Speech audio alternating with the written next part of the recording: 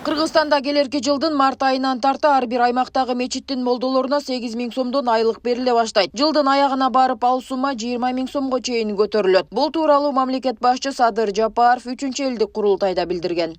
Демөөрчүлүк фондунан бир жылга айыл аймактын молдолоруна 233 бекен ушундай молдолорго 8 000 сомдон зарплат берип атабыз азыр.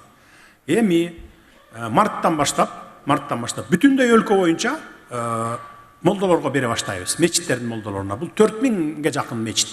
Ар бир айылда бирден, кээ бир айылда экиден мечит бар. Муфтиятка караш тийиштүү. 8 000 сомдон акча бере баштайбыз. Зарплат. Постоянный. Марттын аягынан баштап.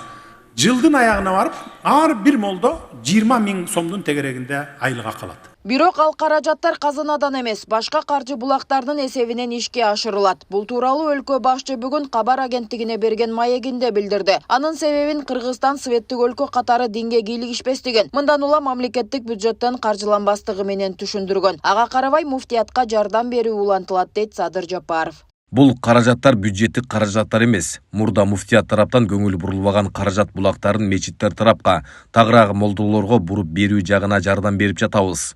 Молдолор бүгүнкү күнгө чейин эмгек акы алышпайт. Ошондуктан ар бир айылдын молдосу эмгек акы алып иштесин деп жатабыз.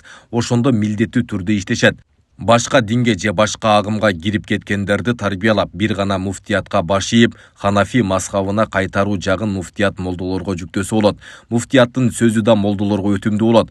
Чачыранды болуп жүргөн дин тармагы тартипке келет. Өзүбүз бир эле элбиз. Анан 15-20 агымга, кандайдыр бир башкача дин эрежелерине бөлүнүп жүрөбүз. Бул өтө уят жана опурталдуу нерсе. Ал эми ажонун бул билдирүүсүн муфтияттын кызматкерлери кубануу менен кабылдашууда. Анткени мамлекет тарабынан түзүлгөн мындай мүмкүнчүлүктөр дин кызматкерлеринин ишин жаңы деңгээлге көтөрөөрүн билдирип, бул кадам Кыргызстан мусулмандарынын коомдогу ролун бекемдөөгө чоң салым кошот деп турушат. Кечэтен бери бизде өзүбүздүн группаларда, өзүбүздүн жумушчу топторубузда абдан бир имамдарыбыз жазып, аябай жакшы болот экен деп атат. Бүгүнкү күнгө чейин СМСтердин арты токтой элек десек болот. Анткени ар бирибиздин эле үй тиричиликтерибиз бар да. Ошондой эле имамдарыбыздын алдыңкылары, студенттери бар, балдары бар. Көп балалуу имамдарыбыз бар. Алар үчүн дагы бул аябай бир көмөк, жардам болмок. Эгер айлык менен толук камсыздала турган болсо, диний башкармага да жакшы болмок. Анткени багы жарандарга түшүндүрүү иштерин жүргүзүүдө муфтият абдан бир көп тапшырмаларды беребиз.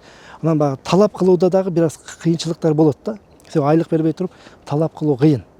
Анан бул жагында да түшүндүрүү иштерин жүргүзүүдө дагы, план программаларды берип иштетүүдө дагы жоопкерчилик жагынан да аябай күчөнмөк. Эскерте кетсек, буга чейин Кыргызстандын тарыхында биринчи жолу райондордун имамдарына ата мекендик өндүрүштөн чыккан Chevrolet үлгүсүндөгү 40 ана кызматтык автоунаалар тапшырылган. Мындай саамалык диний кызматкерлердин ишин жеңилдетип, диний ишмердүүлүктү ийгиликтүү жүргүзүүгө өбөлгө болот. Мынакей Кыргызстан мусулмандарынын дин башкармалыгынын ошол түптөлгөн тарыхында биринчи жолу райондун баш имам катиптерине 40 районго бирден автоунаа берилди. Негизи бул дагы көйгөй болуп келген. Мисалы Ош облусунда Алай, Чоң Алай райондор абдан узак райондор да.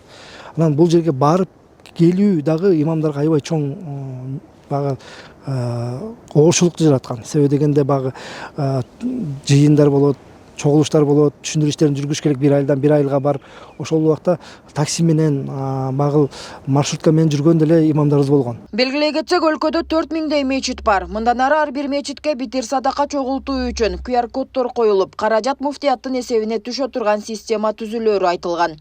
Нурзат Көчүмкулова, Майрамбек Абдибилал уулу, Регион, Бишкек.